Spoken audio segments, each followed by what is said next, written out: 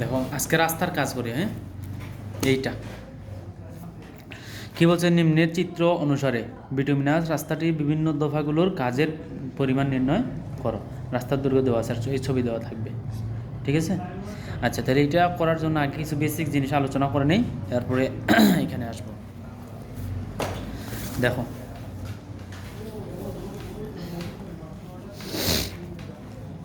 আমরা যখন একটা রাস্তা বানাই তখন আমরা কি করি, যে যেমন এরকম একটা জায়গা থাকে, মাঠের মতো একটা জিনিস। এখন এটার উপরেই রাস্তা তৈরি করা হয় না, এটার উপরে মাটি ভরাট করে জায়গাটা উঁচু করা হয় বাঁধের মতো। হ্যাঁ, তেমন করো অন্য জায়গা থেকে মাটি আইনাও করা হয়, অথবা দুই পাশের খাল থেকে খাল খনন করে, এই দুই পাশের দুইটা খাল, মানে এখান থেকে মাটি যা আসে এখান থেকে মাটি তুলে এই যে এখানে ভরাট করে দেয়। এই যে এখানে যা মাটি ছিল, এখানে যা মাটি ছিল সব মাটি এখানে তুলে ফেলছে, তাহলে এরকম একটা বড় জিনিস হয়ে যাবে না, বড় বাঁধের মতো হবে না? হ্যাঁ, তাইলে এটাকে বলা হইল, এই যে এটাকে বলা হইল বড় পিট। বড় পিট, পিট মানে গর্ত, বড় মানে দাঁড় করা। তার মানে যেখান থেকে দাঁড় করে, যে গর্ত থেকে দাঁড় করে মাটি আনছে ওইটাকে বলা হইলো বড় পিট। আর এটা হলো সাইড স্লোপ, ঢাল। এটা হইলো ঢাল। এই যে এই জায়গাটার নাম হলো বার্ম। হ্যাঁ, এরপরে কি করা হয়, এইখান থেকে এই পর্যন্ত নিচে প্রথমে তো ভরাট করলো, এরপর এই জায়গার মাটিগুলা খনন করে তুলে ফেলে, এই জায়গার মাটিগুলা তুলে ফেলে। তোলার পরে তাহলে এর চেহারাটা কীরকম হবে, এই যে এরকম হয়, এই যে এরকম হবে, মানে এই মাটিগুলো তোলার পরে এই মাটিগুলো। তাহলে এই যে জায়গাটা খালি থাকলো না, এই জায়গাটা, এটা হলো শোল্ডার। আমাদের মাথা, এই যে মনে করো এই যে মাথা মানুষের, আর এই যে দুই পাশে দুইটা কাঁধ থাকে না, কাঁধ, তাহলে রাস্তার এটা কাঁধ মানে শোল্ডার। আচ্ছা, এরপরে কি করা হয়, এই যে এখানে যখন মাটি খনন করছে তো তখন হোক তোমার মানুষে করুক অথবা তোমার এক্সকেলেটর দিয়ে করুক, যেটা দিয়ে করুক, এক্সকেভেটর দিয়ে করুক, তখন দেখা যাবে যে এই যে নিচে যে মাটিগুলা এগুলো এবড়ো তেবড়ো আছে, তো এগুলোকে সমান করার জন্য কি করা হয়, একটু বালু ফিলিং করা হয়, বালু দিয়া একটু ফিলিং করে সুন্দর করে একবারে সমতল করে। তাহলে এইটাকে বলা হইল ক্যাম্বারিংকরণ। কি করা? হ্যাঁ, ড্রেসিং করণ আর কি, ক্যাম্বার অনুযায়ী ড্রেসিং করা, এটাকে বলা হলো ক্যাম্বার অনুযায়ী ড্রেসিং করা। মানে ক্যাম্বার মানে কোনটা, ক্যাম্বার মানে হলো রাস্তা দেখবা যে মাঝের দিকটা উঁচু করে দেওয়া হয়, এই যে ক্রমান্বয়ে মাঝের দিকটা উঁচু করে দেওয়া হয়, মানে এই যে এইটা। তাহলে এই যে একটু উঁচু করে দিলাম, এই যে দুই সাইড থেকে একটু উঁচু করে দিলাম, ওইটাকে বলা হলো ক্যাম্বারকরণ। আর রাস্তার এই যে সর্বোচ্চ যে চূড়াটা, কালো বিটুমিনের রোডগুলো এরকম দেখবা দুই সাইড স্লোপ, মাঝখান উঁচু, ওই যে উঁচু জায়গাটাকে বলা হলো ক্রাউন। কি বলা হয়? ক্রাউন। আর এই যে স্লুপ যেটা, এই স্লুপটাকে বলা হলো ক্যাম্বার।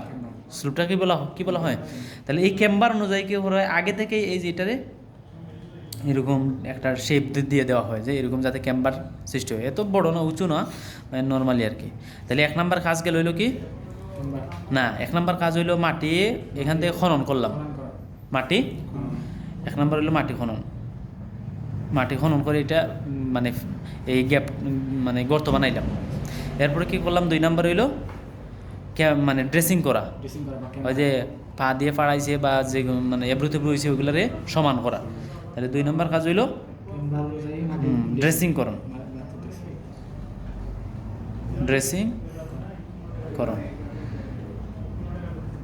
হাত পা বাংলে প্রথমে নেট ড্রেসিং করে না, ওই জায়গাটা সুন্দর করে ড্রেসিং করা। এরপরে হইলো দুই ধারে এজিং দিয়ে বসায়, মানে দুই ধারে ইট বসায় খাড়া করে এজিং করা। তাহলে তিন নম্বর কাজ হইল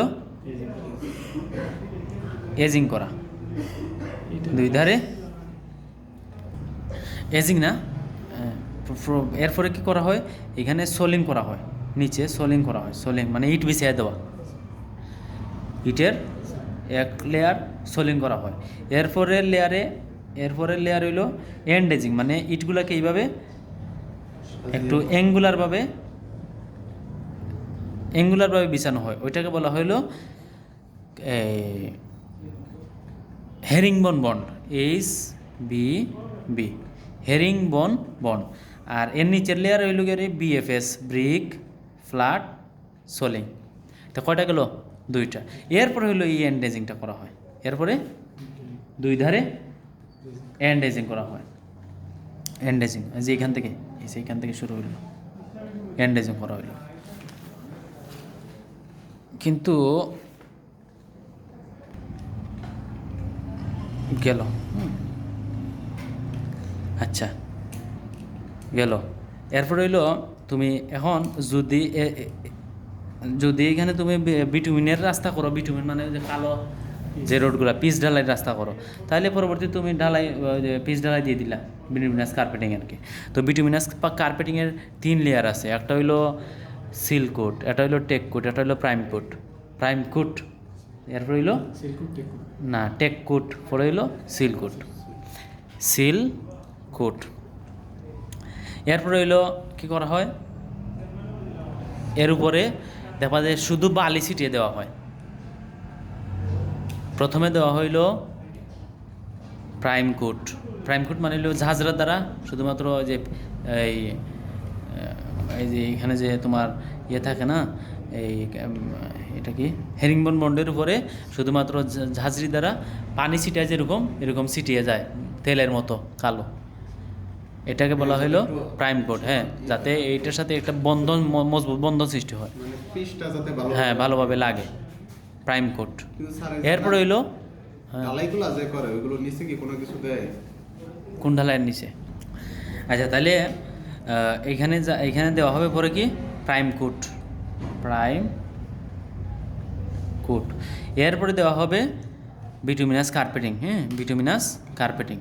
এরপরে দেওয়া হবে সিল কোট। ঠিক আছে? আচ্ছা, এরপরে কি করা হবে?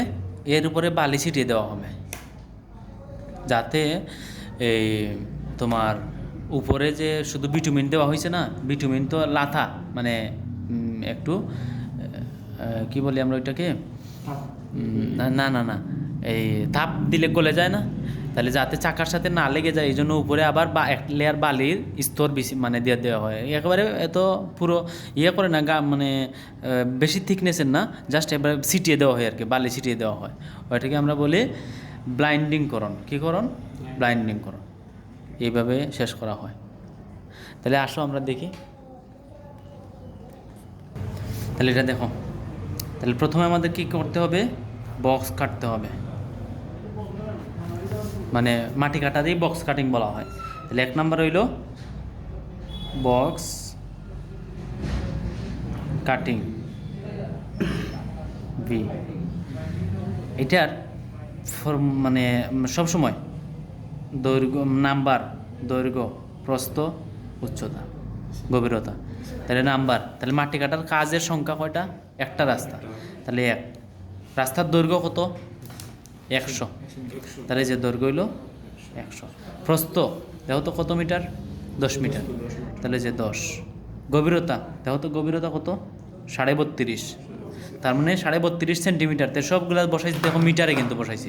তাহলে 32.5কে মিটারে নিলে হবে 0.375। তাহলে কত আসে দেখো তো?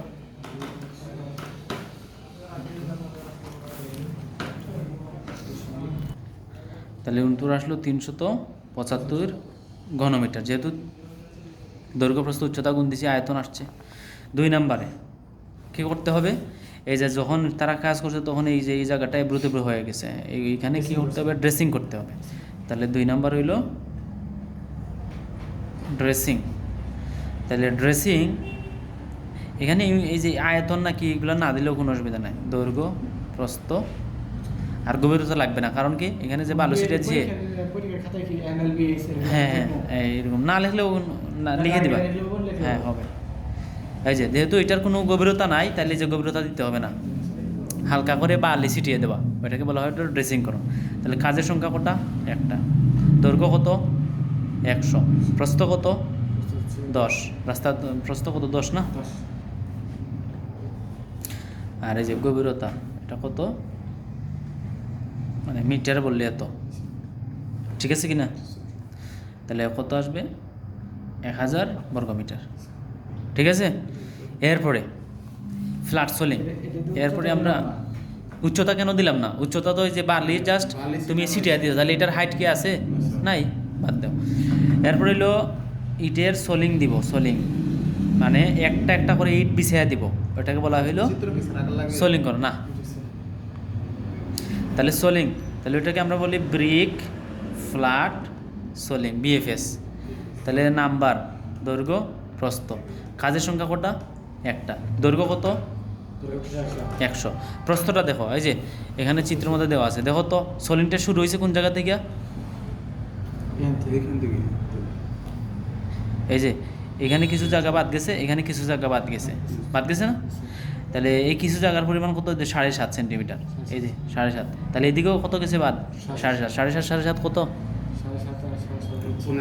15 সেন্টিমিটার। আচ্ছা, তাহলে আমরা কি করি, এই যে 3 নাম্বার, এটা দিয়ে 4 নাম্বার কাজ, হ্যাঁ। আর 3 নাম্বারে আমরা একটা কাজ করে ফেলি, হ্যাঁ উল্টাপাল্টা করলেও হবে। এন্ড এজিং, এন্ড হ্যাঁ এন্ড এজিং মানে ওই যে দুই সাইডে দুই ধারে দেখো না ইট খাড়া করে বিছিয়ে দেয়, হ্যাঁ। তাহলে ইটের এজিং এই সাইডে একবার, এই সাইডে একবার করে ফেললাম। তাহলে এই যে এন্ড এজিংটা আগে করে ফেলি, তাহলে নাম্বার আর দৈর্ঘ্য, এটার প্রস্থ লাগবে না, কারণ কি একটা ইটই তো খাড়াভাবে বিছিয়ে মানে রাখবা তুমি, এটার দৈর্ঘ্যও লাগবে না, গভীরতাও লাগবে না, শুধু তো কত দূর পর্যন্ত তোমার করতে হবে এটা, দুই পাশে যে, হ্যাঁ কিছু লাগবে না। নাম্বার, কাজের সংখ্যা একটা, দুইটা, তাহলে যে 2। দৈর্ঘ্য, রাস্তা যত দূর গেছে তত দূর না গেছে এটা, হ্যাঁ বলো। তাহলে রাস্তার দৈর্ঘ্য কত? 100, তার মানে 200। তাহলে রাস্তা যত দূর গেছে তত দূর, রাস্তা যত রানিং যত মিটার তত মিটার, এই জন্য এটার ইউনিট হবে রানিং মিটার, হ্যাঁ। তাহলে এবার আসো 3 নাম্বার, ওই এখন পাইবা, এই দেখো এখান থেকে এই যে বিএফএসটা শুরু হয়েছে, এই যে এখান থেকে এই পর্যন্ত। তাহলে এই যে এটা কত? 7.5, এটা কত? 7.5। তার মানে 10 থেকে 15, মানে 7.5 সেন্টিমিটার কত? 15, মানে 0.15 বাদ দাও, তাহলে কত আসে দেখো তো? 10 থেকে মানে 0.15 বাদ দাও, 7.5 15 সেন্টিমিটার না, তাহলে মিলি সেন্টিমিটার 15 সেন্টিমিটার মিটার নিলে কত হয়? 0.15, ঠিক না? তাহলে মানে 10 থেকে 0.15 বাদ দিলে যা আসে 9.85 মিটার। তাহলে ব্রিক ফ্ল্যাট সোলিংয়ের প্রস্থটা কত? 9.85। আর এটারও উচ্চতা দিতে হবে না, কারণ একটা ইটের তো বিছিয়া থইবা, তাহলে একটা ইটের উচ্চতা যা তাই, তাহলে যে এটার উত্তর হবে 985 বর্গমিটার। এটা দিবা 5 নাম্বারে। 5 নাম্বারে হইলো এর উপরে হেরিংবন বন্ড করবো। কি বন? হেরিংবন বন্ড, মানে ইটগুলারে এইভাবে বিছিয়ে দেওয়া, হেরিংবন বন্ড পড়বা, এগুলা তোমাদের প্রথম চ্যাপ্টারগুলোতে আসে। তাহলে হেরিং বন্ড, তাহলে এইটাও নাম্বার, দৈর্ঘ্য, প্রস্থ। নাম্বার, কাজ কয়টা? একটা, দৈর্ঘ্য কত? 100, প্রস্থ কত? 10 না 9.85, ঠিক না? তাও তো এখান থেকে শুরু হয়েছে না, 9. হ্যাঁ উইথ 2বার, একটা হলো ব্রিক ফ্ল্যাট সোলিং, এরপরে হইলো এরপরে হইলো আড়াআড়িভাবে, না উচ্চতা নাই, কারণ একটাই তো ইট। তাহলে এটাও 9.985 বর্গমিটার। 6 নাম্বারে দেখো, এই যে সোলিং গেল, এরপরে কি গেল? এই হেরিংবন বন্ড গেল, এরপরে এখানে কি করছে? এই যে এটা বিটুমিনাস কার্পেটিং, কত সেন্টিমিটার? 12.5 সেন্টিমিটার বিটুমিনাস কার্পেটিং, উচ্চতা দিছে। তাহলে 6 নাম্বারে বিটুমিনাস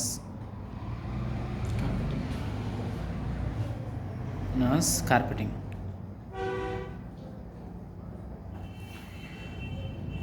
তাহলে নাম্বার, দৈর্ঘ্য, প্রস্থ। আচ্ছা এখানে লিখে দিবা কত সেন্টিমিটার, পুরো লিখে দিয়ে দিবা 12.5 সেন্টিমিটার থিক। হ্যাঁ, দৈর্ঘ্য কত? 1, প্রস্থ যে না কাজের সংখ্যা একটা, দৈর্ঘ্য কত? 100, প্রস্থ কত? দেখো এখানেই করতে হবে, ঠিক আছে কি না? এই যে এর ভিতরেই, তাহলে 9.85, 9.85, আর গভীরতা দিতে হবে না, প্রস্থ দিতে হবে, মানে হাইট দিতে হবে না, এখানে তো দেওয়াই আছে। তাহলে 985 বর্গমিটার, ঠিক আছে? 985 বর্গমিটার। এরপরে সেইটার কাজটা দিয়ে দিই।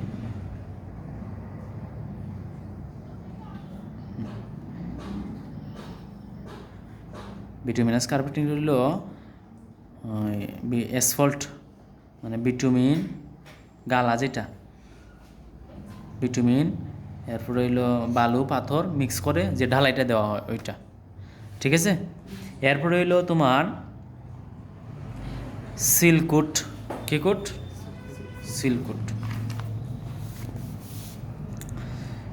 7 নম্বরে প্রাইম কোড দিল না, আচ্ছা নাই, যেহেতু নাই, যে মানে এখানে যা যা থাকবে তাই করতে হবে আর কি, এখানে যা যা দেওয়া হয়েছে তাই করতে হবে। হ্যাঁ, চিত্র দেওয়া থাকবে। তাহলে এরপর হইল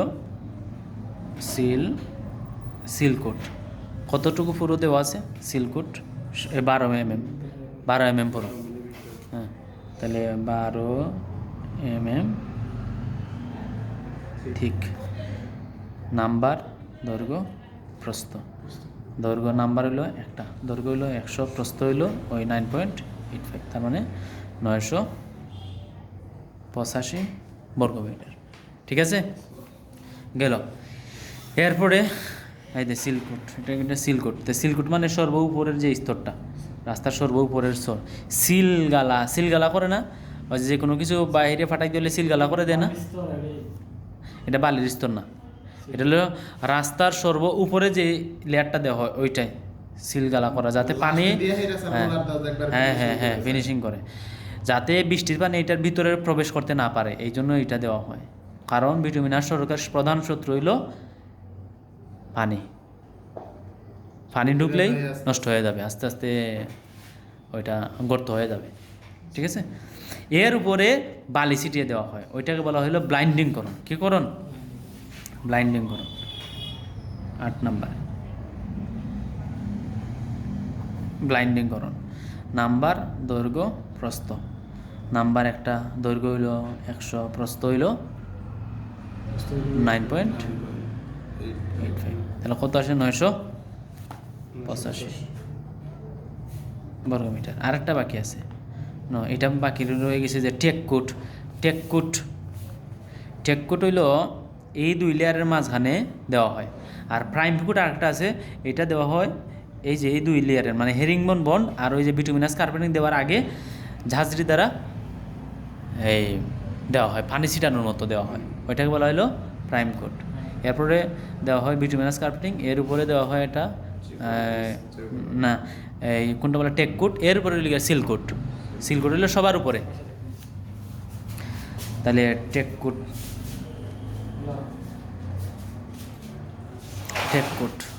নাম্বার, দৈর্ঘ্য, প্রস্থ। নাম্বার একটা, দৈর্ঘ্য হইল 100, প্রস্থ হইল 985, 900 শেষ। এই হলো 9টা স্টেপ, 9 স্টেপে কাজ শেষ করা। এখন প্রশ্ন হইলো তোমার এখানে যা যা দেওয়া থাকবে তুমি তাই করতে হবে, ঠিক আছে? চিত্রের মাধ্যমে।